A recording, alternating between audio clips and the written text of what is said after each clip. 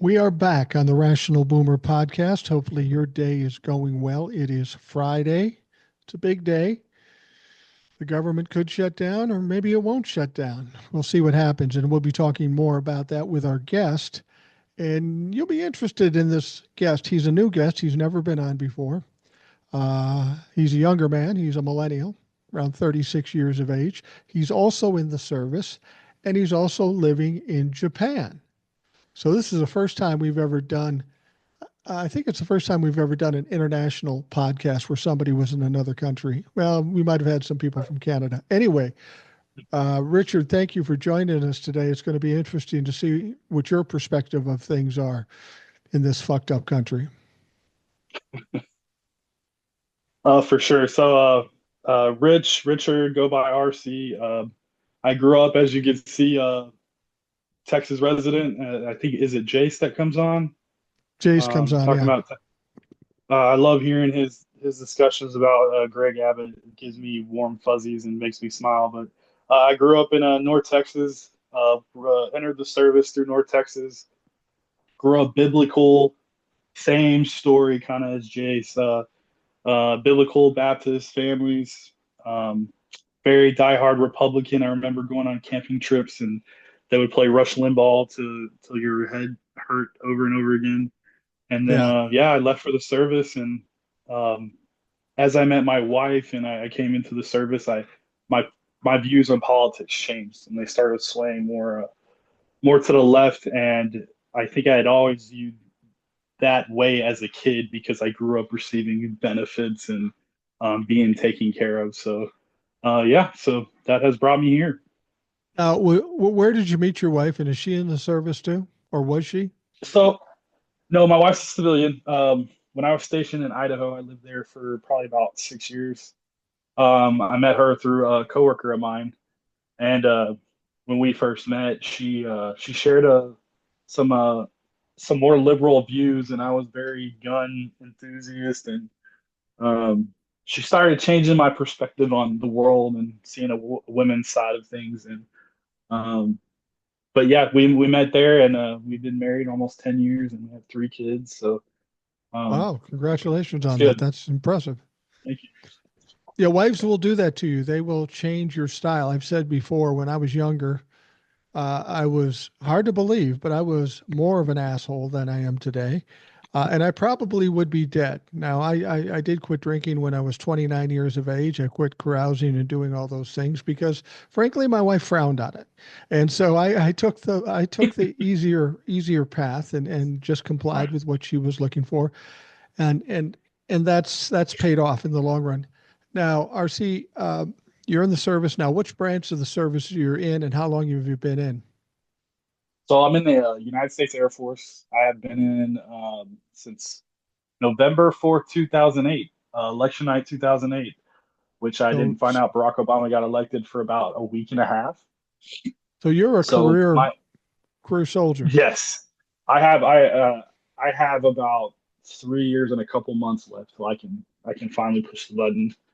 Um, but yeah, I've been in it over 16 years, and job went from aircraft mechanics to managing office programs to now I'm kind of in the department of helping housing and airmen, those kind of things. And yeah, I've had a pretty broad career, seen a lot of different things, and met a lot of interesting people. So Well, you come from an interesting perspective as a millennial. You're really the future of this country. Come the 2028 election, millennials and Gen Zs are going to kind of start to take control. But you're also in the service and you're also living outside the country. What's your perspective about all the shit that's been going on in this country in the last 6 weeks? so it my perspective is different because I talk to local people in the Japanese nationals, people that are local, and they depend on the United States for not only protection but economically on the world stage. So when they're talking to me about Donald Trump and him being elected, and they're scared about what's going on at the United Nations because of the climate in the theater that we are in, it's pretty interesting. But when I'm watching from Japan, outside of what was it, Shinzo Abe that ended up having everything happening to him in Tokyo, it's a pretty quiet country. And watching the craziness in the States, it's kind of mind boggling because the wife and I have talked about, do we want to go to Europe? Do we want to go to Canada? And, I could get an education, I could get a teaching degree for English. Do I want to do contract work to get away from the States? Because, our kids have been overseas a long time. And Yeah. yeah, it's just it's kind of scary. Um, and it's scary because we're trying to shelter the kids from a lot of what's going on. But um, they're also, my wife is ethnically, she's half Japanese, so the kids and cultural stuff, like the Dodiya schools completely shut down all the cultural celebrations. Black History Month was basically nothing happened. They did the march, the Martin Luther King Day march, but that was relatively it.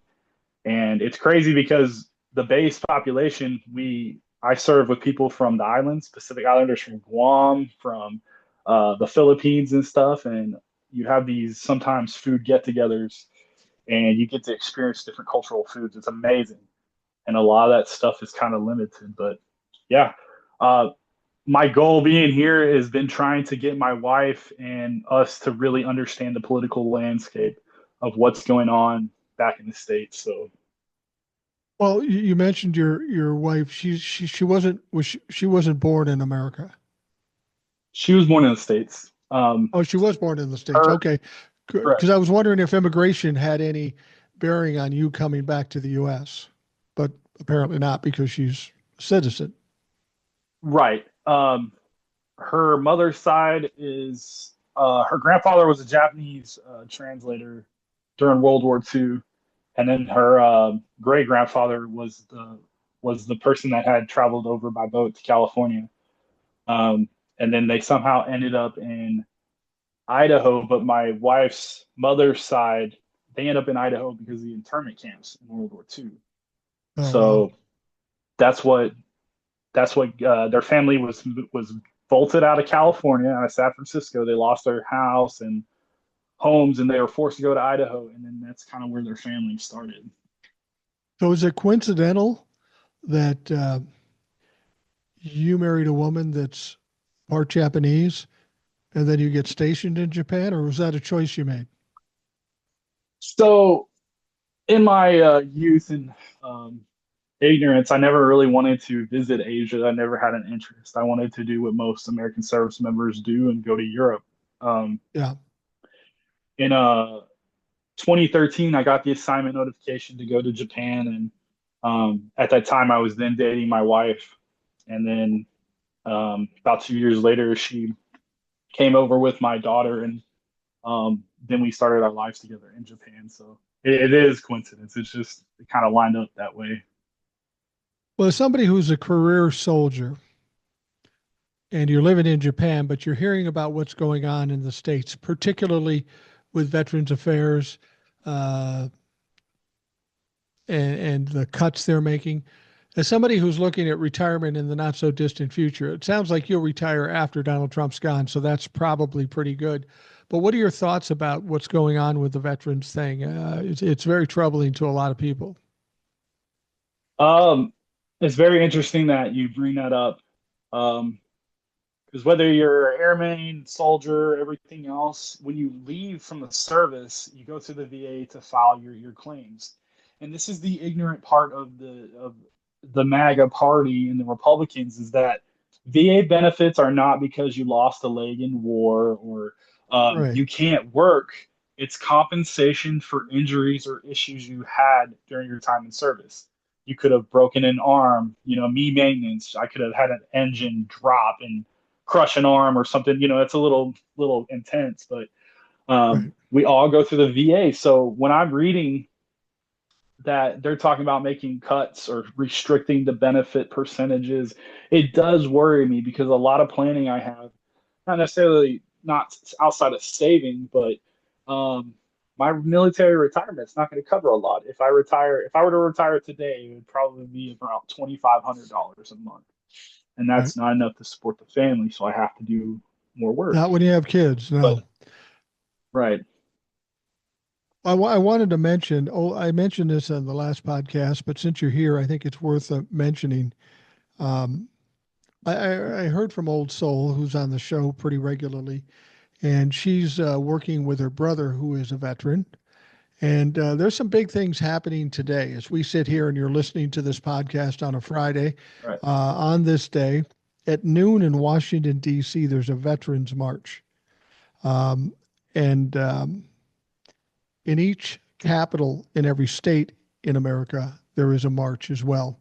And I think this is going to be a pretty impressive thing because, like Social Security, like Medicare, same with veterans, there's a lot of people out there, not just the veterans, the people that support those relatives and friends that are veterans. This could be a quite an impressive type of thing. And if you're listening at some point before noon your time, wherever you are, you may want to try to make it out to the march because it's going to be an interesting event, and that's got to give you some confidence in knowing that how many veterans there are in this country and how many people care about these veterans.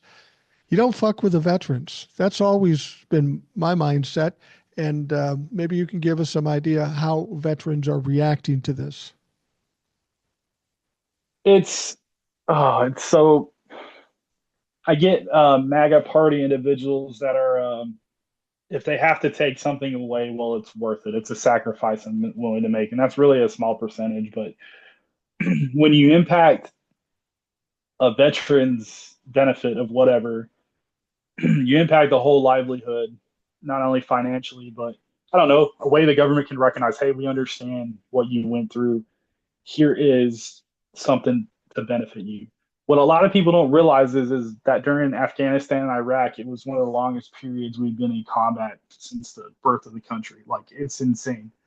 Years and years of combat and the IED explosions and increased traumatic brain injuries. So, messing with military veterans is not only going to spark my generation, but it's also going to spark those, if they're still alive, that were affected in the Vietnam era.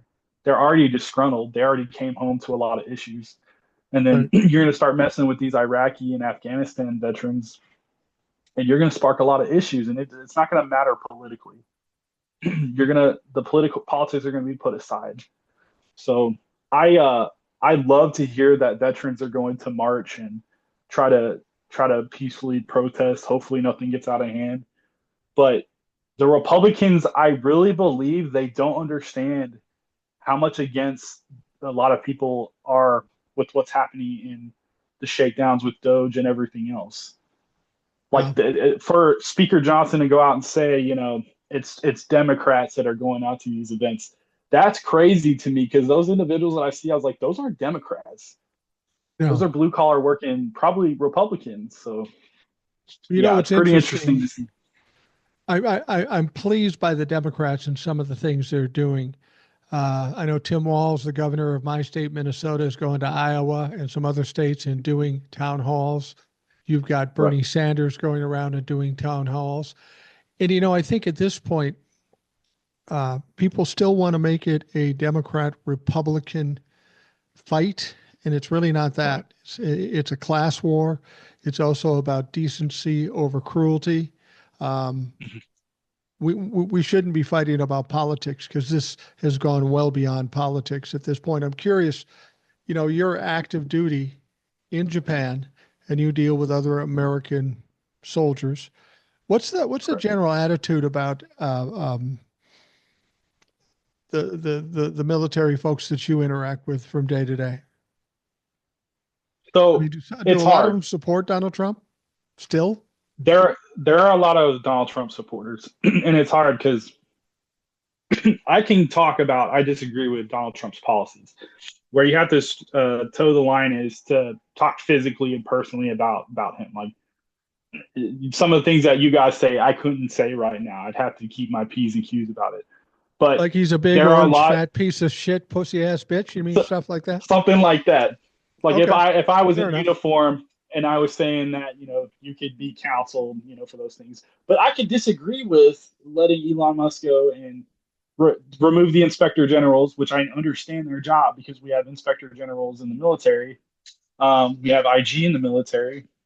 But what I see is I actually see a lot of veterans and not veterans, but active duty military. We have our own small closed door conversations about it, and you'll often find that there are a lot of us that agree that we don't agree with a lot of things that are going on.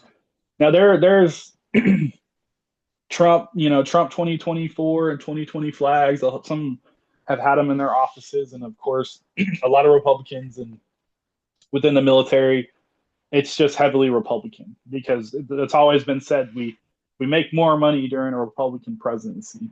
We have more parts for aircraft during a Republican presidency. I don't necessarily agree with that. I just think there have been certain things that have happened that kind of have lined up that way, but everything has been generally pretty stable. Now there was the force cuts in 2012, 2013, where they kicked a bunch of people out. But overall, it's kind of like we're so busy with what we do. Sometimes it's hard to pinpoint what's going on in politics, but there are times like with the Doge stuff and saying they're cutting all these programs, and we're like, wait, what? Because we have family back in the States and we have people that are affected by it. I think it's not so much that, we've been in situations where new administrations have made cuts and such. It isn't so much that they're making the cuts, it's how they're making the cuts. They're just running roughshod, going wild. They have the option because they have the power in Congress to do it properly. They just choose not to. And that seems to be part and parcel to who Donald Trump is. I'm going to do it my Right. way right now, whether you like it or not. Um, as somebody who's in the military, you got to be a little concerned about Donald Trump going in and firing the head of the Joint Chiefs of Staff and whatever else he does with generals. It's got to be a little concerning to all military, whether you're Republican or Democrat. You know, it's funny that you say that because though there are supporters that are like, yeah, we need to get rid of DEI and let me put it out here like this. The DEI classes that I've taken while I've been in the military, I took a generations in the workplace class. And this class taught to us how to bridge the gap between Gen X, millennials, and Gen Z.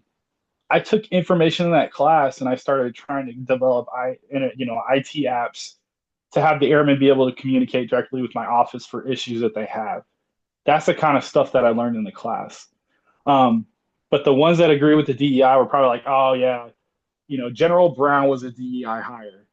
I happen to know who General Brown is because he was the PACAF commander while I was here, and then he eventually was the top brass for the Air Force, and then he got picked up for chairman.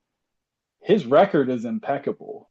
His Yeah. record in the theater in the Pacific and everything he's done. He was not a DEI hire. He was just promoting like I somebody who is different has made it this far and it's possible. Um, but once again, things can get political even with military members who agree or disagree. And part of that is the Republicans have been successful in messaging just flat out lies. I mean, in terms of DEI, what white racists are worried about is that people of color or different sexual orientations are getting jobs over white people just by virtue of their minority status, which isn't true. Really, what it's meant to do is um, not ignore good candidates from those minority parties. And frankly, you're not as old as I am, but in the '60s, if you were black, you just weren't considered for a lot of Right. jobs, for a lot of things. And they're trying to balance that out. But of course, the racist and the Republicans say, oh, they're taking our jobs away from us.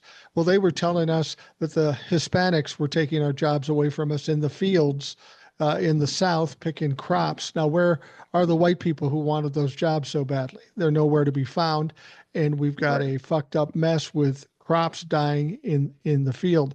I've told people, I said, I don't consider myself racist at all, but that doesn't mean to give special consideration to people of color, unless it's to balance things out. I have one rule in my life. I'll treat you like you treat me. If you're a nice person, I'll be a nice person. If you're a dick, I'm going to be a bigger dick. I guarantee you. That's one of my strong points, being a dick.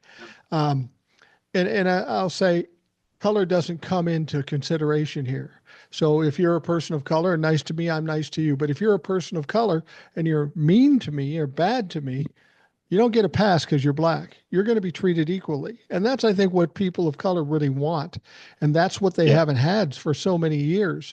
And these DEI things that, these boogeymen, that boogeyman ideas that, first it's CRT, then it's DEI. They always come up with something and nobody seems to Yeah. know what the shit means.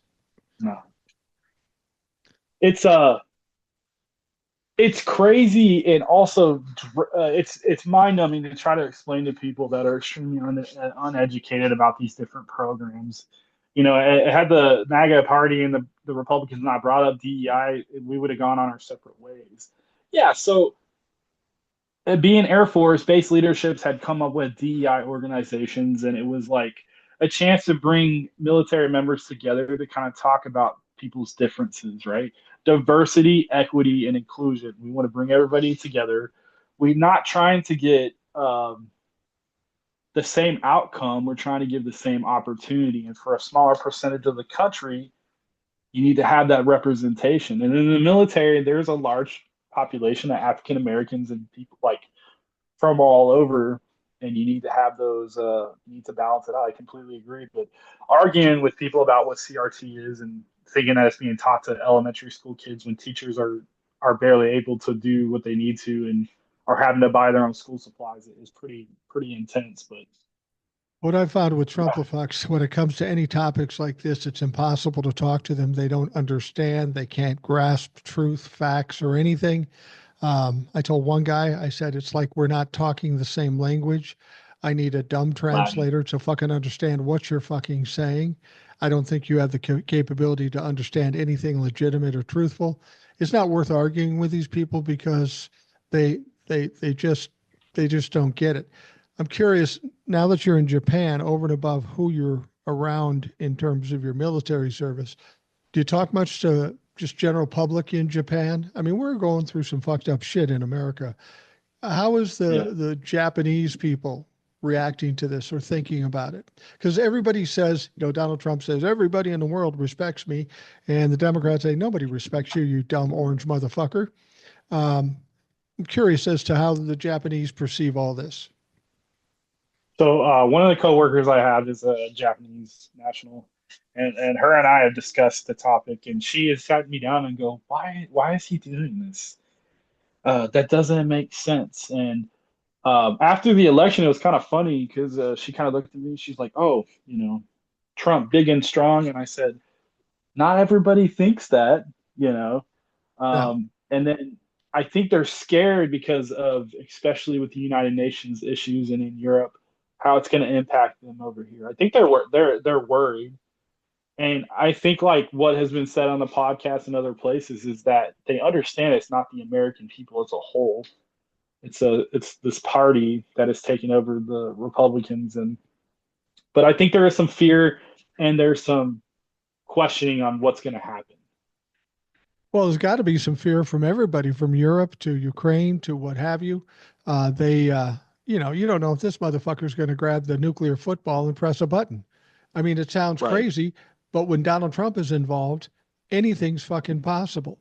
The things we've gone through with Donald Trump since he first came into the political theater, every time something happens, we look at it and go, I would have never thought anybody would even come up with that. It's crazy every Right. fucking time.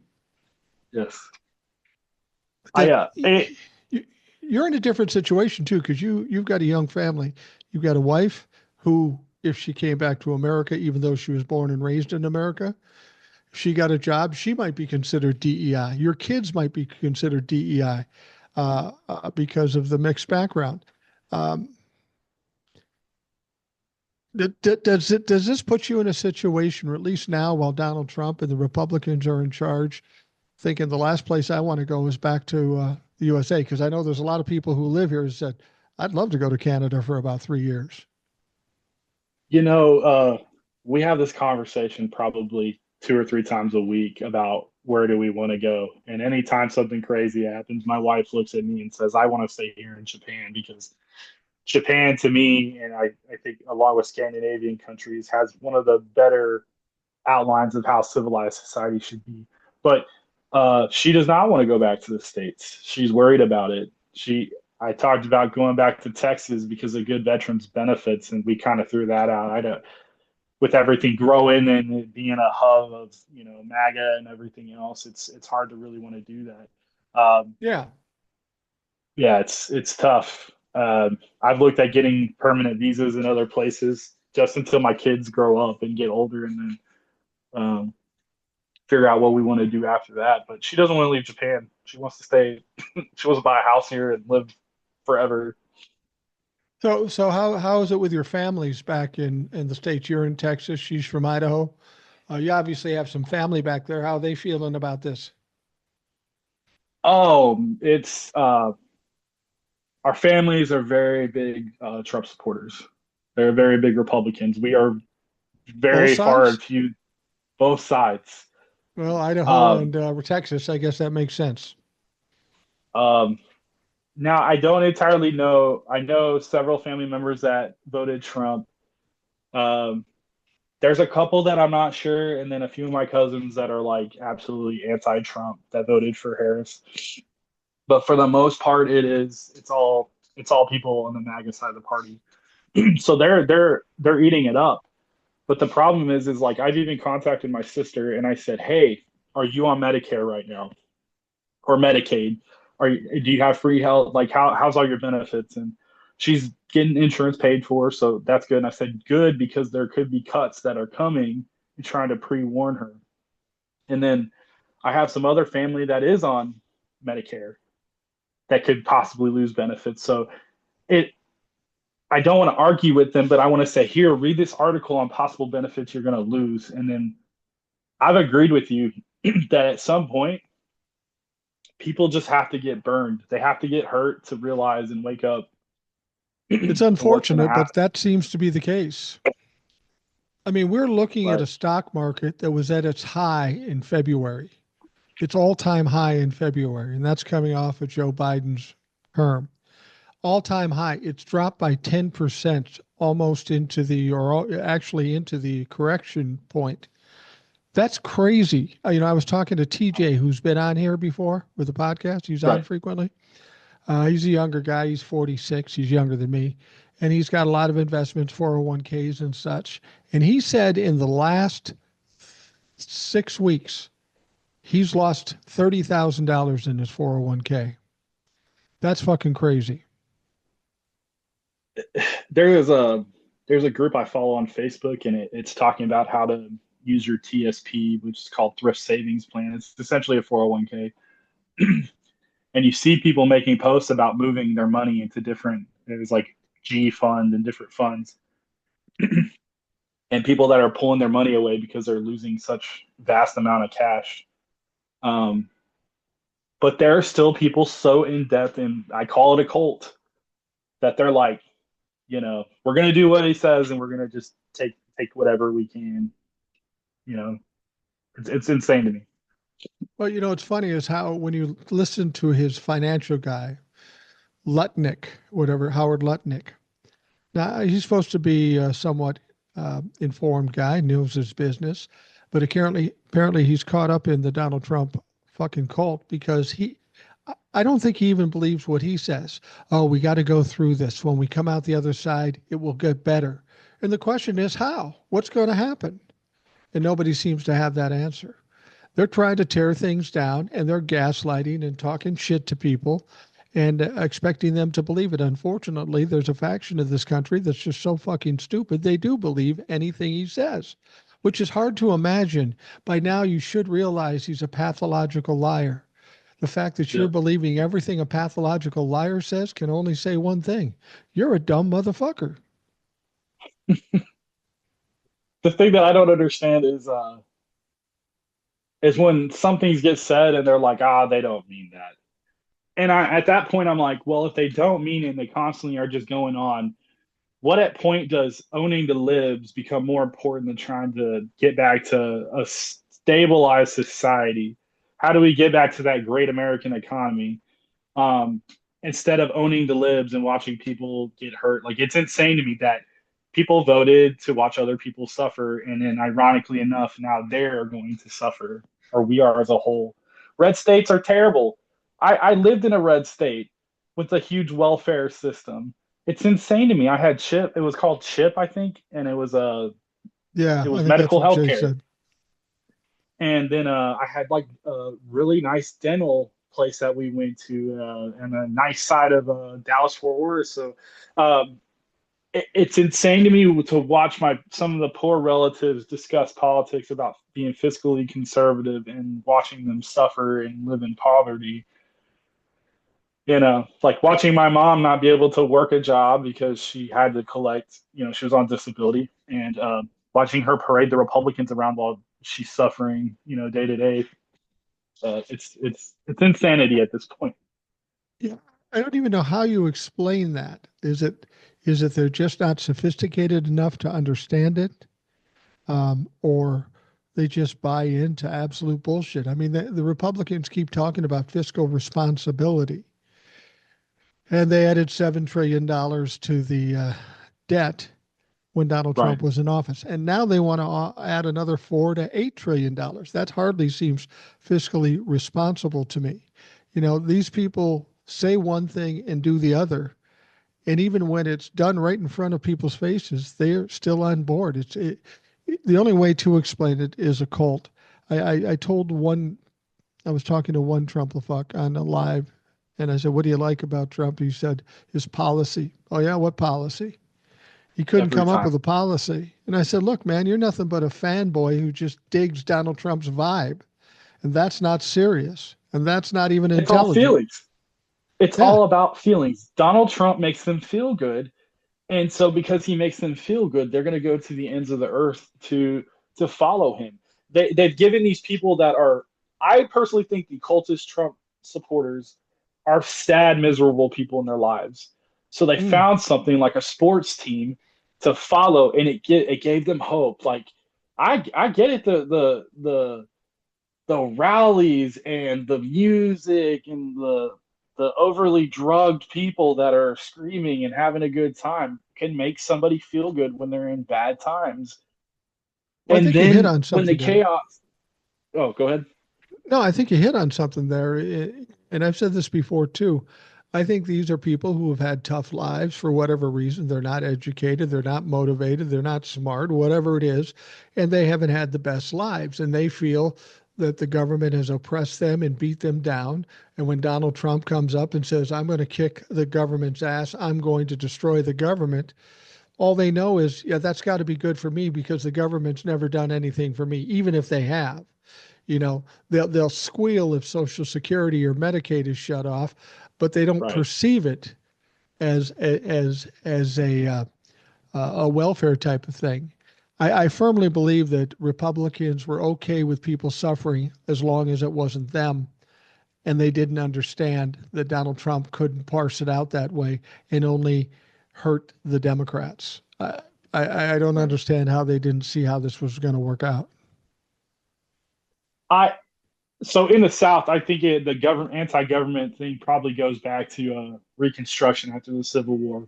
Yeah. This continued issues stems from the Civil War, stems from the creation of the Constitution when they didn't figure out the slavery thing because they didn't want to mess with Virginia and everything else.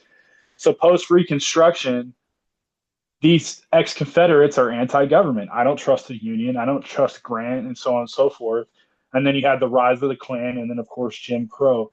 I think that's where it stems from. I don't trust, the Union cities up in the north. Therefore, I'm anti-government, which is strange because of the South being very needing the government, especially post-war, and destroy their economy to be able to bounce back. But I think that's where it ultimately stems from. The other thing is, yes. So me, I'm going to be a lifelong learner, and I'm going to constantly continue to take college classes. But me taking that American National Government course really helped, clean off the dust a little bit of what's actually going on. And I think when somebody leaves school and is not college educated, their world when they're in an echo chamber, that's what it is. It's not based in reality or fact. It's going to be what makes them feel good. Just like going to church, what's going to make them feel good? Those kind of things. Well, But as an old man who's going to be 65 pretty soon, I do get Social Security. I will be on Medicare next month.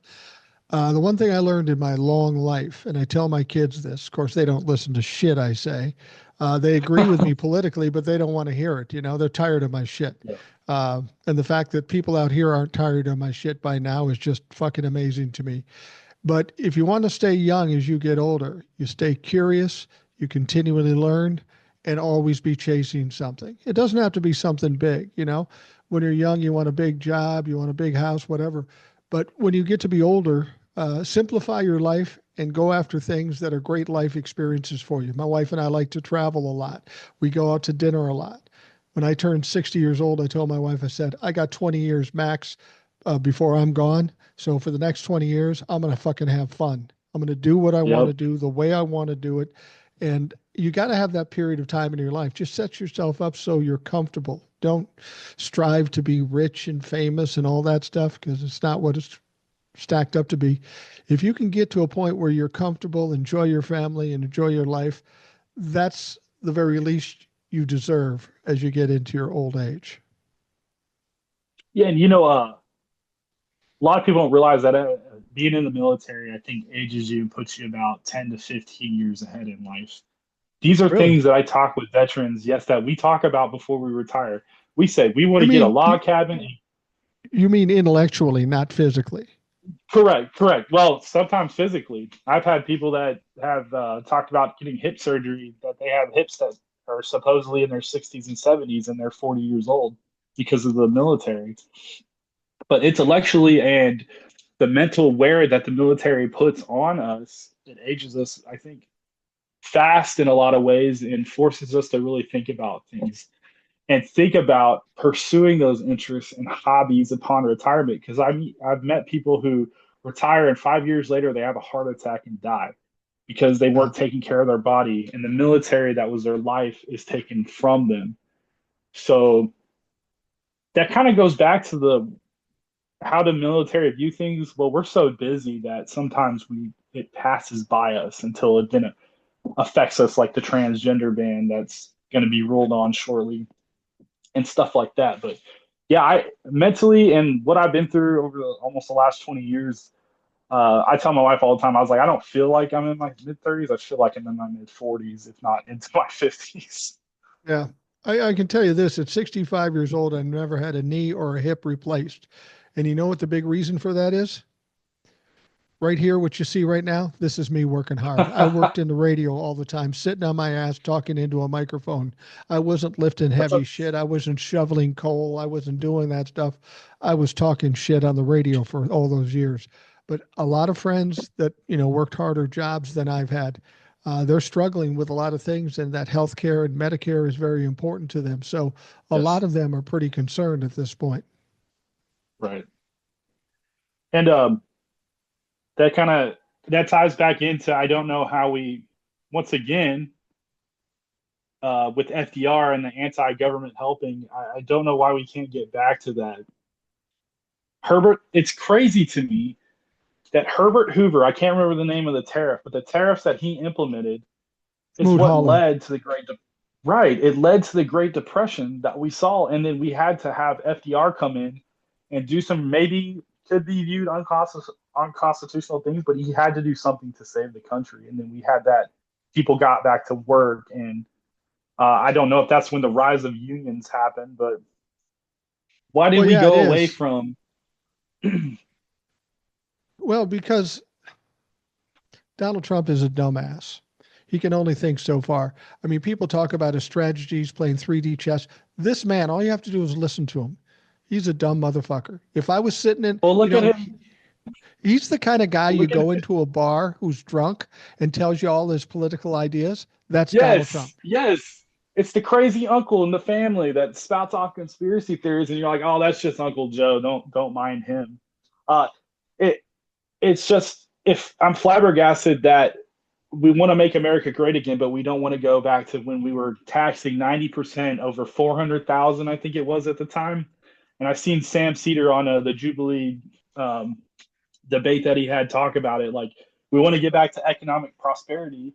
We had that 90% tax rate, over $400,000. We had unions and we had people are getting pensions. I hear about the motor companies in the Midwest. People are getting pensions and long term. They're able to afford a car and work one job, and then that was good enough. And now we're going to have to work 2 to 3 jobs and become a slave to the system. It's just crazy. Well, I'm going to talk to Ed tomorrow on the podcast, and Ed knows a lot about history, mainly because he lived through most of it. He's fucking 75 years old, for God's sake. Anyway, Oh yeah. but he said something that I hadn't thought about. Um, when FDR fixed the country with, the New Deal and all of that sort of stuff, he says from the moment that happened, the wealthy people in this country started working on upending it. I mean, it's been a long time since that's come about. We're talking Right. 80 years, but they've been working on upending it. And they've been waiting for some dupe, some useful idiot like Donald Trump that would get enough popularity to get elected president to pull something like this off. And finally, they found their fucking clown, their Bobo, if you will. And this is, again, this goes back not Democrats or Republicans. It's a class war. It's Yep. really the wealthy people against the regular and poor people, and there's more of us than them, and we should acknowledge that and use that to our advantage going forward. Um, I wanted to bring the reason I bring that up is because I want to talk about the Democrats tonight. There's got to be a CR continuing resolution passed by midnight tonight, or the government will shut down. Yep. Passed through the House just barely. One Democrat voted for it, one Republican voted against it, but it passed in the House. Now it's at the Senate. I've been hearing a lot that Democrats were going to push back. They need 60 votes, so that would mean they need 7 Democratic votes. We know that dumbass Fetterman in Pennsylvania is going to vote Yep. to pass this bill. But just before we came on here, Chuck Schumer, the minority leader in the Senate, who I'm tired of. He's too old, Yeah. too weak. But he said he's going to vote for this bill because which because he's the leader might open the doors for other people who would want to do it. I think he might have been testing the waters, and he got a lot of heat over this. But he's saying that shutting the government down will be more damaging than passing this bill. And what he means by that is, putting people out of work. And I'm thinking, well, the fucking country's half shut down already. What difference does it make? I mean, sure, it's Yeah. tough, but at some point you got to push back. But he also said that it would open up the doors and make it easier for Donald Trump and Elon Musk to do what they want to do as far as their slashing and burning.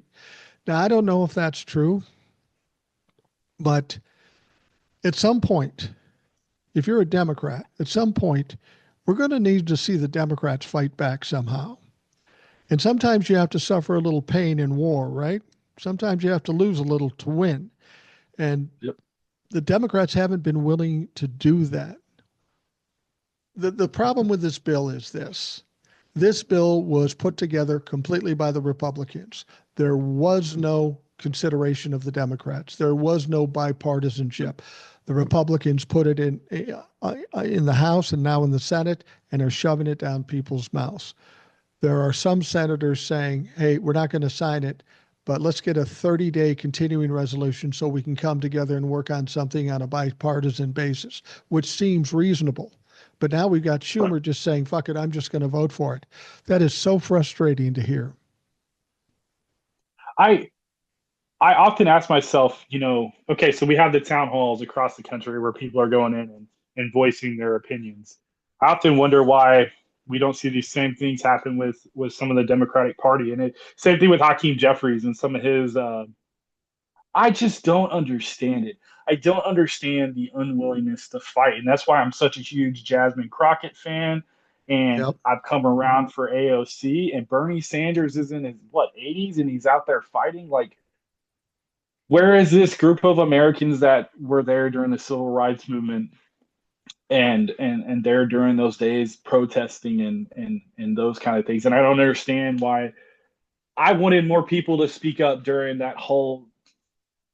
It's not even a State of the Union address when he was addressing Congress, Right. and you see what Al Green's the only one that steps up, making standing up for himself, and they're all just sitting there quiet, and the Republicans are on the other side screaming and yelling and cheering, which I wouldn't doubt it, but. Where are the days of the forefathers when they're shouting and yelling at each other and debating on the floor for bills and path forward? I, Well, it's at least standing up for yourself. And I think the Democrats seem to be a little elitish now to a certain extent. I think they're out of touch.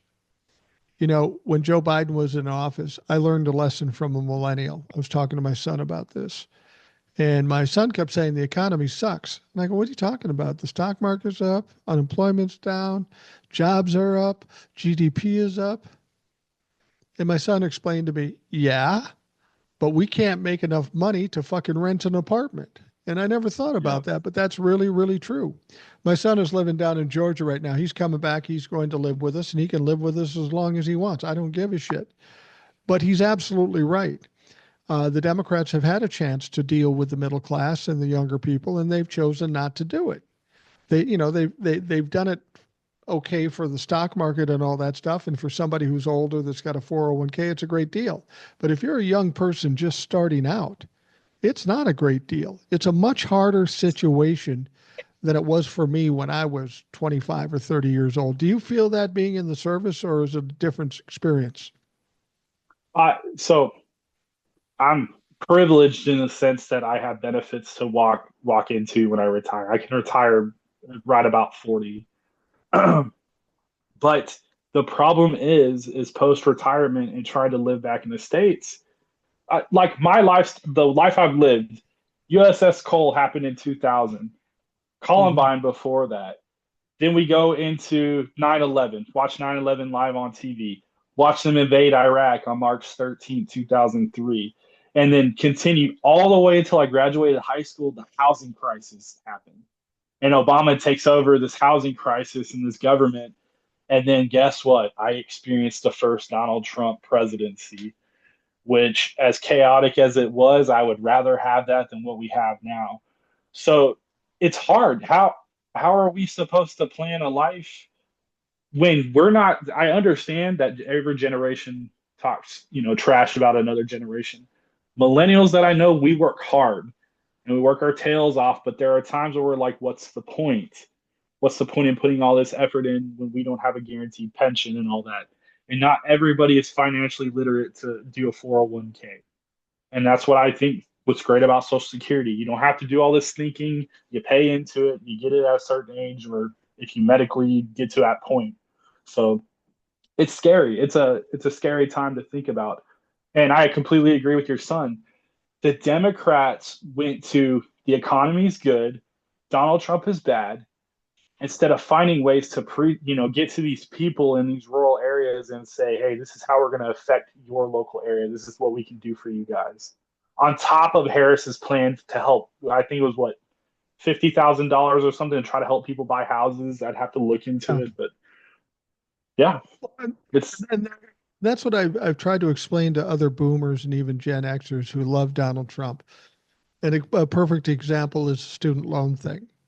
The student loan thing, everybody says, well, I paid my student loans. They should pay theirs too.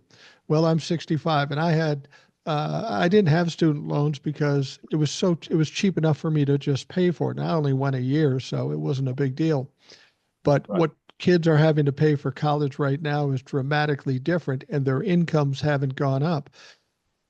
I try to explain to boomers, look, you got to think past the end of your nose. You got people like your age and younger that are maybe starting out or whatever, and they got to buy a house. But they can't Mm-hmm. buy a house because they don't make enough money. They're saddled with huge debt with student loans, and they just don't have a chance. And they will say something like, well, it was tough for us too, and they got to be tough. No, wait, boomers. Your house is part of your retirement. And if you got nobody who can buy your house, guess what? Your house ain't worth shit. You got to think past the end of your nose, and people are just dumb when it comes to that. You got to think about the future in order to help yourself, and a lot of people just aren't willing to do it. And also the idea that things are just being handed out for free is pretty wild to me. And what I love to bring up to Donald Trump Republicans is I say, you don't like a welfare state, so why do we give subsidies to these oil companies? Why do we bail out the banks?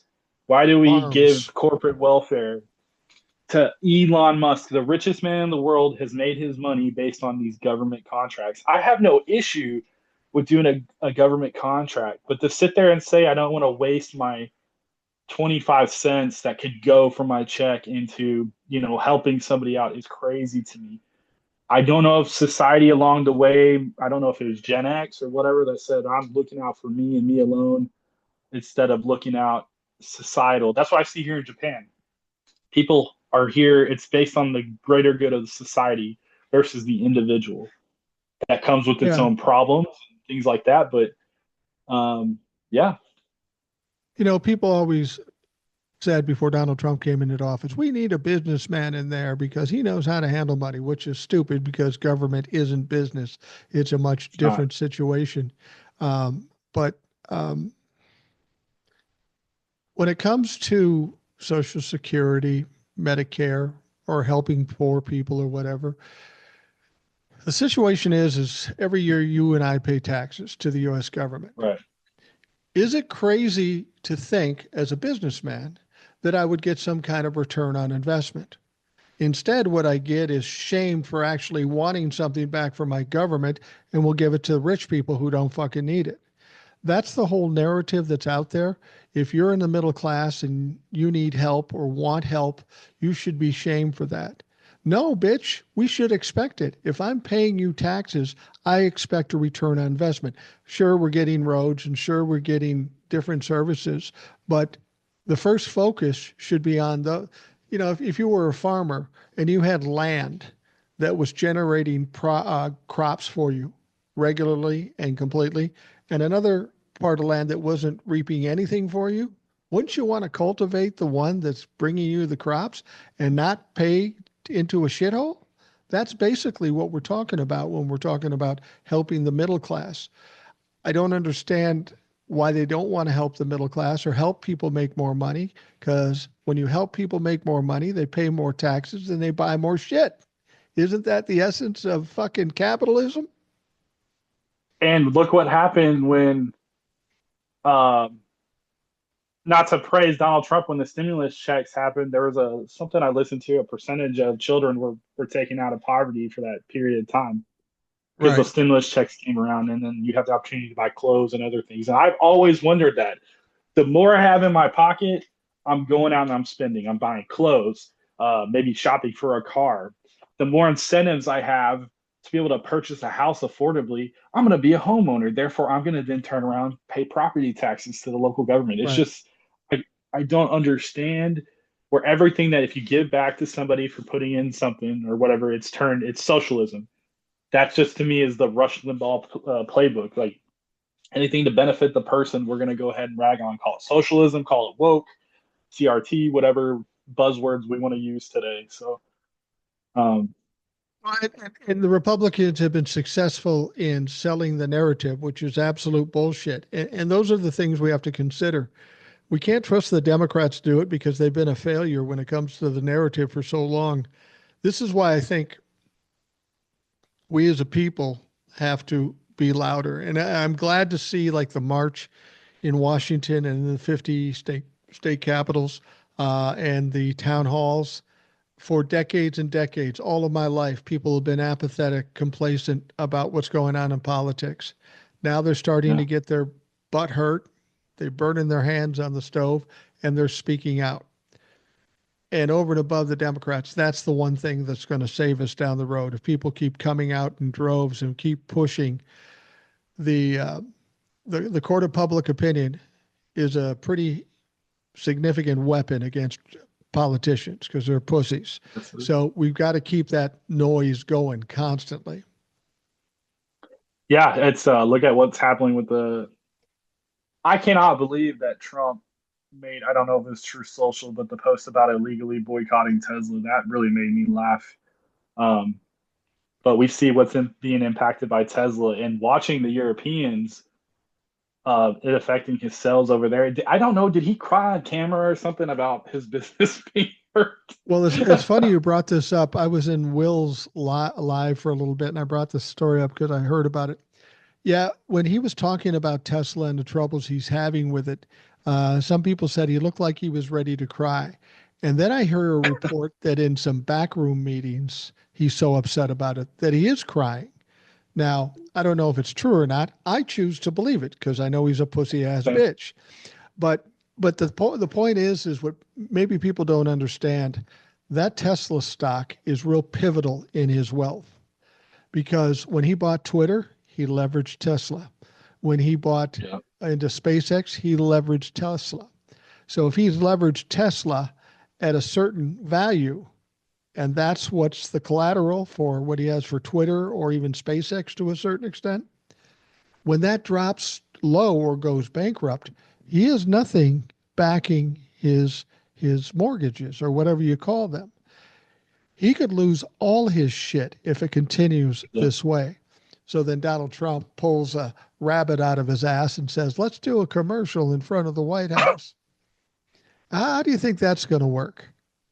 Take the one guy they Uh, hate, second, the one guy they hate as much as they hate you, and have him promote Tesla. I mean, it's embarrassing that our American president is out doing a fucking infomercial, but that shows you how desperate Elon Musk is at this point. I bet he is crying because his whole world could fucking implode, and I hope it does. Same. And not to mention, uh, when Trump is gone, and I'm willing to bet years down the road, 2028, 2029, when whoever's going to be in office, if it's a Democrat, I put money on that the government's probably going to go after him for what happened with the Treasury and everything else. And What? what's crazy Yeah, with this whole situation is, um, the average Republican voter doesn't seem to understand how a department gets created, doesn't understand that the outline of the Constitution was supposed to give the majority of the power to Congress because it's representative of the states and the people. And they are the ones that create the departments, I believe, but I know for a fact they fund them and they have to shut departments down. So I read the executive order. All it did was it changed from the Department of Digital Services right. to Doge. He has the right to consolidate departments or change the name. That's totally fine. But what's crazy to me is say that he's going to lead all these investigations or audits, and then say, well, he's not a part of it and pull back. And that's kind of what's happening with the presidency. We're going to do tariffs. Never mind. We're going to pull it back. So going back to everything with what's going on, I just feel like that when this comes to an end, there's going to be he's going to have to go in front of Congress. He's not going to be able to get away with it, I don't believe. And those young teenage kids or whatever with the goofy names are probably going to be things. It's going to be an interesting to see down the road, but yeah. I got to tell you, as an older guy, if I had a 19-year-old son going by the name of Big Balls, working with Elon Musk, I'd pull that little fucker out of there so quick because those kids are going to go to jail. They Yeah. did they were in the Social Security and other departments looking at and messing with things that is completely illegal to do. It's tantamount to hacking, even though he was under the guise of Elon Musk, or was he? Or maybe he wasn't. Who knows Right. what's going on? And this is just typical of Donald Trump, trying to find a little loophole. He's in charge. No, Right. he's not in charge. I'm going to have a tariff. No, I'm not going to have a tariff. You have to understand, well, Donald Trump is a sketchy motherfucker, and he's always trying to find an angle to get around it. We've seen that in the court cases. But the tariffs are a symptom of his bullying tactics. This is what he does. He'll make a threat against you, and if you fold up and die like he always had when he was in his business, then he wins. That's how he wins. But if you push back, then he comes back with a bigger threat. And then he comes back with a bigger threat. And because Donald Trump is unwilling to ever say he's wrong or step back, or maybe he went too far, He will walk it right off the fucking bridge and take everybody with him. And that's the problem. These tariffs are absolutely ridiculous. And if anybody questions it, just take a look at the stock market. We haven't had a drop like this in the stock market since, I don't know, since Donald Trump was in office before. That's the Yeah. last time we've had this drop in the stock market. Isn't that coincidental? It right. And it's funny to see the people trying to defend the situation and go to the end of the earth to sit there and support these tariffs and everything, and not realize that in order for tariffs to work, I can see it's like they pinpoint a certain thing. Let's say there's child labor issues in another country, and we want to go ahead and put some tariffs on it to try to sway them to maybe get away from that. That's understandable.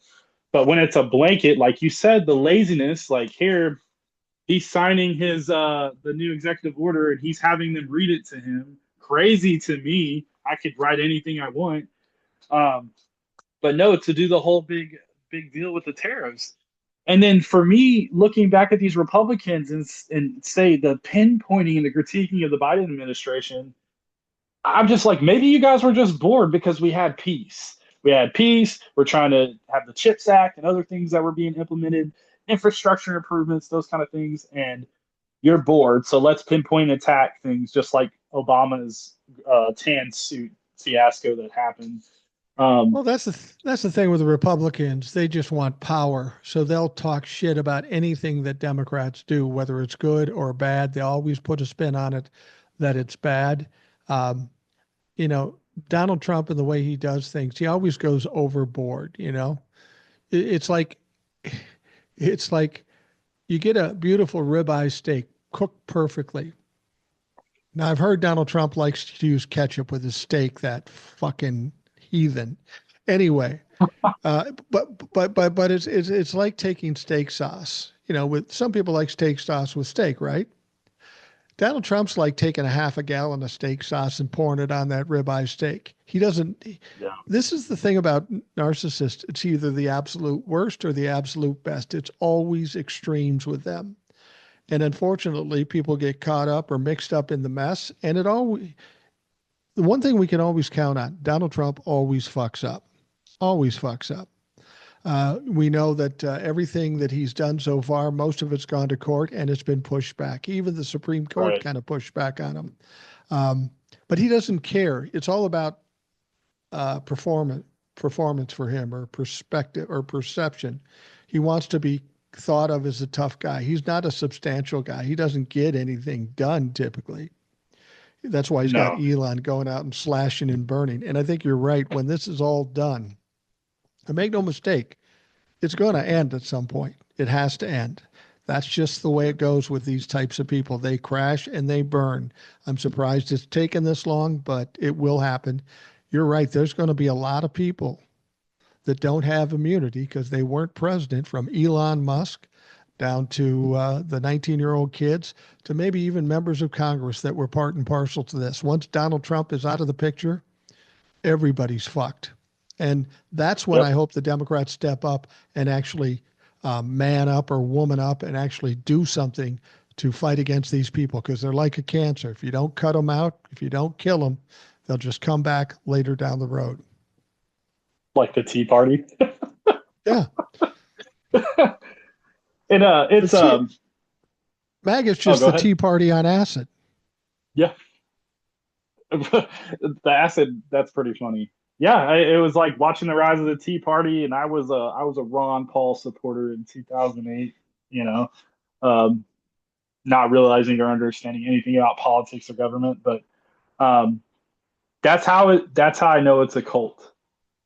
As you said, I don't understand how it's taken this long. That's how ingrained, and people have to deprogram leaving MAGA. It's gonna take therapy or something to deprogram out of that.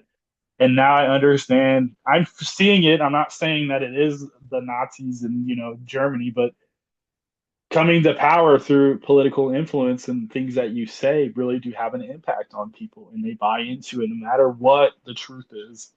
If that Yeah. person that you believe in and you care about is passionate about what they're saying, you're gonna you're going to support that. But that's how I know. That's how I think it's got to be a cult. It has to. Well, if I was a Republican representative or a senator and I'm watching what's going on and I've stood with Donald Trump, I can see it's coming to an end. It's coming to a crash. It's going to be a Yeah. crash. And if you stand by Donald Trump throughout that crash, that stink is going to be on you for the rest of your career. And if you're a younger person, you're not going to get reelected again because it's all going to go south. Donald Trump will be a pariah. Anybody who sided with him will be a pariah. If I'm a Republican and I want a future and I'm smart, I'm going to start stepping back now.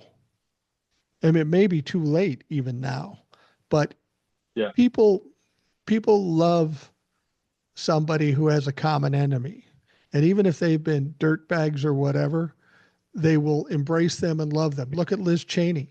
Liz Cheney showed some integrity, and all the Right. Democrats loved her, even though she's a crazy fucking radical right voter who voted with Donald Trump. But they loved her because they stood up to Donald Trump. If I'm a Republican and I want a career after 2028, I'm going to fucking step back and show and offer some pushback. And if he wants to primary me, half the fucking people he primary didn't work anyway.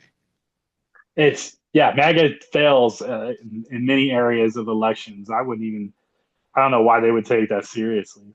Um, They're scared. They're uh, you know what? Some people say they're terrified for their own safety.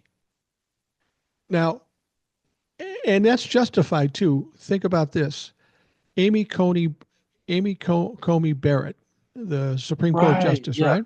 Okay, she was appointed by Donald Trump. She's a crazy right winger. She was even in some kind of cult. But even she's gotten to the point where I can't vote for that. That's fucking ridiculous. And when it came to stopping this funding, she voted against Donald Trump. So you know what's happened? Her sister in Charleston, South Carolina, is getting bomb threats. That's how rabid these motherfuckers are. Because Yeah. she had the audacity to push back against Donald Trump one time, they're threatening the lives of her family. That's what kind of pieces of shit these people are. Yeah, and there was a documentary that I watched in the last few months, actually before the election, where the boards of electors or the people that were handling the elections in Georgia and Arizona, they had Right. these MAGA people showing up to their property and making threats to them while they're there at home because they wouldn't turn over the 11,000 votes, I think, in Georgia. Um, I would be fearful too, but at what point in time are you going to say, well, I took an oath to defend just the same oath I took to defend the Constitution from enemies foreign and domestic Right. and put yourself out there because there is more of us, as you say, there's more of us than there is of them. And a large amount of people in this country didn't vote in the election. So I agree. Something's going to give and it's going to crash pretty hard. And we're going to sit there. Not that I'm going to laugh. I'm going to say, yep, I told you so. I'm curious as to what your opinion about this being that you're in the military. A lot of people think Donald Trump is trying to stir people up to be able to enact martial law. I personally don't think Donald Trump is that smart. I think the stuff he's doing is just because he's a fuck up. But people have said this. What if he does something crazy? What if he asks the military to go against the people of this country, which is not something you do, uh, even constitutionally? Is there a point where the military says, fucking enough? We're not going to let you do this stuff that's clearly unconstitutional? Or do they just take the orders down the line and do whatever they're told?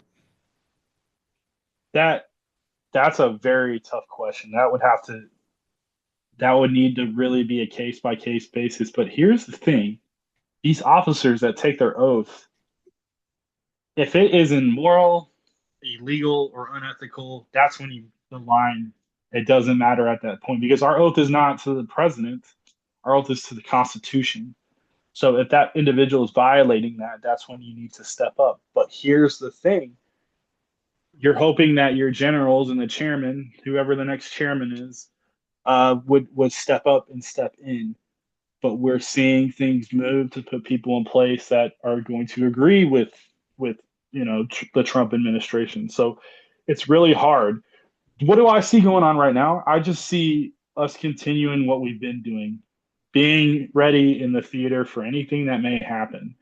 And that's pretty much it. But commanders and the military generals have a responsibility to look out for those things. Like with General Milley, where he spoke up and said this situation is a threat and they're calling him a traitor, even though he's a decorated general and all that. And watching certain military members talk about him. But I really don't. If things were to happen where they say go and infect martial law and attack American citizens, I really don't know what would happen. I have no idea. I don't know how people would react, and what, for instance, that's the experiment with shocking people, where you would sit down and they would say the voltage, and you would shock Right. the individual, and the people would continue to go and go, and eventually they would stop because of how painful it was. I could see a scenario playing out like that, but I don't know. That's a really good question, and I, I maybe I don't know enough top brass, which I don't. I don't know anyone at the Pentagon like that. Well, What they it's, would it's do. it's a matter of much of the top brass that he's perverted. How much he's got control, because he's obviously got people that will back him up, even though they know it's not true, that it's not legal, that it's a lie. It's how far down the chain they've gotten that. Um, but let me ask you this. Now, with the way Donald Trump is handling the NATO situation, the Ukraine situation, and what have you, and we've got countries who were our allies, and that's one of the strongest things we've had going for us is so many allies. We are alienating those allies. Does that put our military in a different situation than what we were before, with these allies not quite sure about us? Yes, because uh, I'll give you an example. A couple of years ago, I remember the shop I was working in. We had another Air Force member from a different nation. I won't really say because I don't know what if I can talk about it. But this individual came and watched how we managed an engine shop and how we put things together, and was kind of put in a leadership role to kind of see how we handle things. Because think about the Russians, right? And where they're failing. They're failing because they don't have an NCO corps. They don't empower enlisted members to take charge and lead. And that's what we do.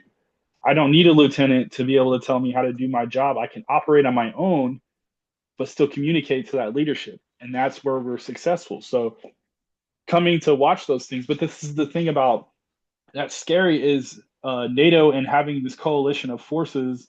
And what is it, Article 5? Having Article 5 is a Right. huge thing in today's world, because it's not like, hey, I'm going to protect my country. We're in a globalized world where we have economic trade and we're looking out for our interests with other people.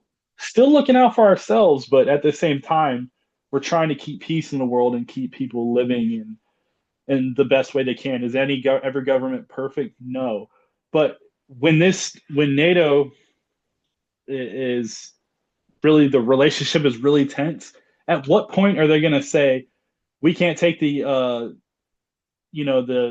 unpredictability of the American government, and we're going to step away from you? Because think about this: we had Trump, then we had peace with Biden, now we got Trump again. At what point are they going to be like, we don't want to play ball with you guys anymore. We're just going to take care of ourselves. Um, I personally think having the coalition of these forces around our like Canada and the UK, they've been our allies forever. Why are we there? It's like our distant cousins. Why are we picking a fight with them? It's like being at Thanksgiving dinner and I want to start a fight with cousin Canada today. But I think, Well, in my personal view, it's pretty scary. the EU is already talking about, they're talking amongst themselves of how much intelligence they want to share with America, largely because Donald Trump is such buddies with Vladimir Putin. What people don't understand is NATO was created to protect the rest of the world from Russia, essentially. Yep. I mean, it's not put out that way. You mentioned Article 5. And for those people that don't know what Article 5 is with NATO, is if one NATO country is attacked, everybody comes to help. Donald Trump claims that, these people aren't paying enough money or whatever they're doing. You know how many times Article 5 has been enacted? One time. once. And it was to help us after 9/11. So we, Yep. we have a lot of nerve. We have a lot of nerve complaining about what NATO does. Um, and you get the impression Donald Trump wants to get out of NATO. I'm not so concerned about Donald Trump taking us out of NATO because Congress has to do that.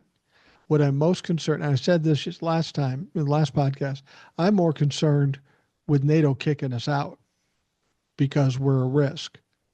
And we're becoming more and more a risk every day that Donald Trump is president.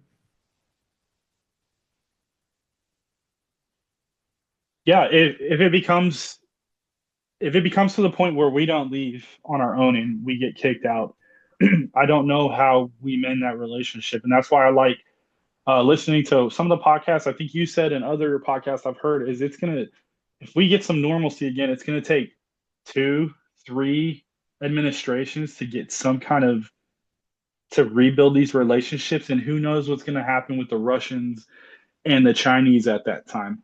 The Chinese are sitting there on an economic level, just sitting back, playing playing the long game for whatever is going to happen. And now we have the inner fighting, and we're fighting with our friends. Yeah. And I I worry what's going to happen in the next decade with those relationships, and if we can even mend them at that point. And I mean, I mean, the if we get some Ukrainians. This normalcy, is the thing about Ukraine. go ahead. Yeah. So the thing about Ukraine is we were giving away old weapons that we didn't need, right? Things were expiring. We need to get rid of them. So let's help out the Ukrainians. They're also, do we not think that there isn't intelligence being shared with the Ukrainians about the Russian military? Yeah, Like, it's absolutely. not just that we're helping Ukraine and the whole the propaganda against Zelensky and everything else. There's bigger picture to it. And if people don't take history and don't understand the emphasis of Poland and the rest of Europe, I don't know if they're ever going to get it. But Now, my ultimate theory of foreign policy is we can't be the Woodrow Wilson isolationist anymore. It's a no. globalized economy and a globalized world. Let me ask you this. Donald Trump is obviously sidling up to buddying up with Vladimir Putin, Russia. And that just seems crazy to me because they throw all this love toward Ronald Reagan. And if Ronald Reagan were alive now, he'd kick Donald Trump in the nuts. What are you fucking doing, you stupid ass motherfucker? Why are you siding with them? Now, most of us in this country, I would imagine, most of the people in the military knows Russia is our enemy. They're trying to break us down, and with Donald Trump as president, they're having some success. Do people in the military look sideways at somebody sidling up with our adversary, our enemy, if you will, Russia? Does that have any impact on the military? Because they know it from a military level. So without knowing like any higher up intelligence and discussing any OPSEC stuff, does it raise an eyebrow that we're the way that the Ukraine situation is being handled? Yes.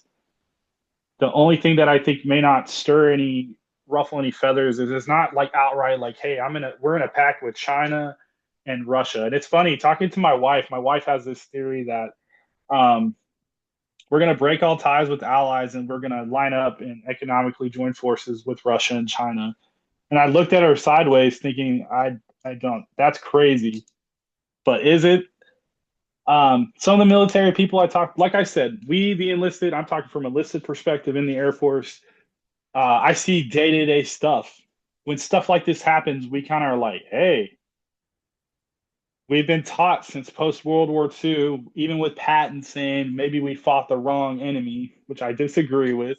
There could have been other ways to handle the Russians, but they've been our adversaries since that point. The nuclear weapons, testing and everything else. up to now, and now we have a situation where a known member of the KGB who pretty much stopped free elections, you could say, and has been our enemy so long, and we're going to kind of make peace with them, even though they're the aggressor in the situation. Like, where are we talking about? A sovereign nation was attacked, and this has been going on since before 2022, when they invaded in 2014, and nobody wants to bring that up. Um, but from the enlisted perspective, mine it raises an eyebrow. It's we're like, okay, what are we doing? What's our focus? Well, and there isn't as much gray area anymore about whether Donald Trump is siding with Vladimir Putin. When he brought in Zelensky to basically sign away his mineral rights, and basically what he was offering Zelensky is an opportunity to fucking surrender to Russia. To do that became pretty clear what he was intending to do. Now they're talking about a ceasefire. Yeah. And I think some people are thinking that they're going to have to let Russia keep what they've got. Donald Trump wanted Zelensky to believe that Russia was this bulldozer that will roll over them. And that's just not the case, because they have economic problems. They have lost 700,000 military people. They're in fucking trouble. They aren't rolling over Ukraine. The EU is not going to be excited about giving in to Vladimir Putin. Whether they care about Ukraine or not doesn't matter. They're worried about Poland and then going deeper into Europe, because that's certainly what Vladimir Putin would do. It's going to be an interesting situation if they come to some ceasefire, because Donald Trump announced proudly, yeah, we've got a ceasefire agreement with Ukraine. Yeah, but you haven't talked to Russia yet. You haven't talked to Vladimir Putin, because whatever you gave Vladimir Putin in this thing, he's going to ask for more. He doesn't necessarily want to end the war. He just wants control, and he's not going to give up until he gets control. And if Donald Trump is part of the reason why he gets control, that is tantamount to treason. And the people of Europe are going to hate this motherfucker until he dies, which is soon, I hope. I feel like we're in a twilight zone right now, talking about the United States and Russians building alliance. I don't know if Donald Trump's infatuated with the dictator leaders and how they're presented on the world stage, like strong and powerful, even though behind the scenes it's pretty chaotic and corrupt. That's what I try to explain to people, is that Ukraine is that buffer zone, just like North Korea is a buffer zone to China and Russia for their side of things, to keep them back. And how many times has Putin said, okay, here's a ceasefire, agree to it, and not gone back against it? Every time. We continually have these ceasefires, and who's to say he won't come back? I mean, the playbook was there when Mustache Man came over and said we need living space. First, it was let's get the ethnic Germans here. Now we need living space for the Germanic people. Who's to say that won't happen with the Eastern Bloc countries in Europe? Let's say Slovakia and other countries. He wants to recreate the USSR again. That's the mentality that he has, and it's crazy to me. But like I said, it raises an eyebrow. Like, what are? It's like you go into you're like in a you're in a playground with your buddies, right? And the bully is punching a little kid, and we're like going to defend him. And out of nowhere, our leader joins forces with the bully, and we start beating up the little guy. It's funny. And I don't know if you watched the Daily Show, Jon Stewart doing the WWE analogy with John Cena turning heel, explaining that's kind of how it is. That's kind of how I view it. Well, it's crazy. I was talking about if Donald Trump asked the military to do something that's completely fucked up, what might the military do? We may be getting closer to that. I don't know if you'd heard that either talked to Hegseth or somebody else in the military, and he said, why don't you guys start working on how we can get the Panama Canal back? He went to the military and said, figure out a way we can get the Panama Canal back.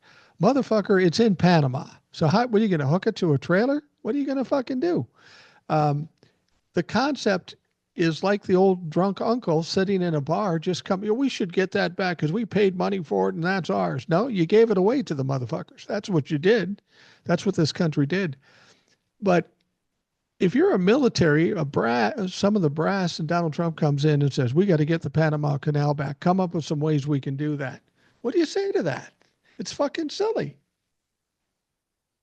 Yeah, and what's the first, second, and third order effects that's going to happen? Is this going to drive us into a war with, these countries in Central and South America? Or they, is Absolutely. it, are you going to have, because think about this, anytime it's like with the South China Sea, this is all about economic trade for the most part. Whoever controls the economic trade, controls a whole lot. So maybe you might have other forces across the world that comes to Panama and says, "Oh no, we want to play ball down there and have something involved with it." Here's the thing: if there is a way that Hegseth comes down and the military explains it in a military perspective, like we have this mission to acquire this, maybe the old school tactic of they're gassing children or something, make up something to do that. I could see them doing that then, but I really don't know. Maybe the military generals are like, "Hey, sir, this is Fucking kind of stupid. crazy. This is we're gonna possibly put people in harm's way. I thought you didn't want to go to war, but now you're gonna." Same thing with Greenland and everything else that's being talked about. It's I mean, just what do you do? Send troops up to Greenland and take. I mean, how many people are in Greenland? There's not a lot of people up there, but Denmark's going to be pissed. Do we want to yeah, piss off all of Scandinavia? They aren't weak, I tell you that. no. And the thought that we, the American military, can take on the entire world on our own is just absolutely insane. Well, and the thing about it is if we go after Greenland and try to take over Greenland, it's pretty much controlled by Denmark, and Denmark, I think, is in NATO. So if that happens, does all of NATO come after us? I mean, that's what I'm talking about. They kick us out and Yeah, come after us. We're fucked if that's the case. gonna it puts us in a really unsafe position.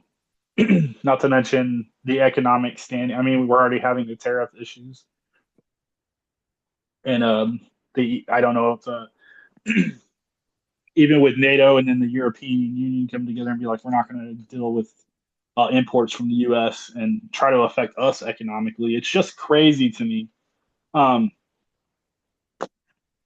Everybody that voted for Trump said, "Oh, we voted to lower prices. We voted for this," but they don't. They didn't. I don't know if they voted or understand that. Hey, we're going to go after our buddies and our friends and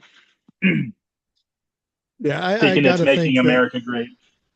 those Republicans that are almost at normal intellectual levels have got to be thinking twice about this. We're going to wrap things up, but I wanted to ask you how you're in the military for like 3.5 years or something along those lines. Are you going to stay in Japan, or is that even do you even know what you're going to be doing? So I'm set to leave here in 2026, in the spring of 26. Depending on how promotions work out, I could be here longer. But the ultimate goal right now is I'm going to try to go back to the States and get close to. We talked about living in the Northwest, and then Minnesota has come up, but eventually get close to where we can travel and go visit and see what the communities are like. So right now, it looks like we're going to go back to the States, but nothing's off the table.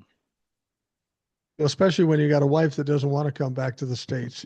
You can say whatever the fuck you want, but you know better than to know that you have any control over that situation.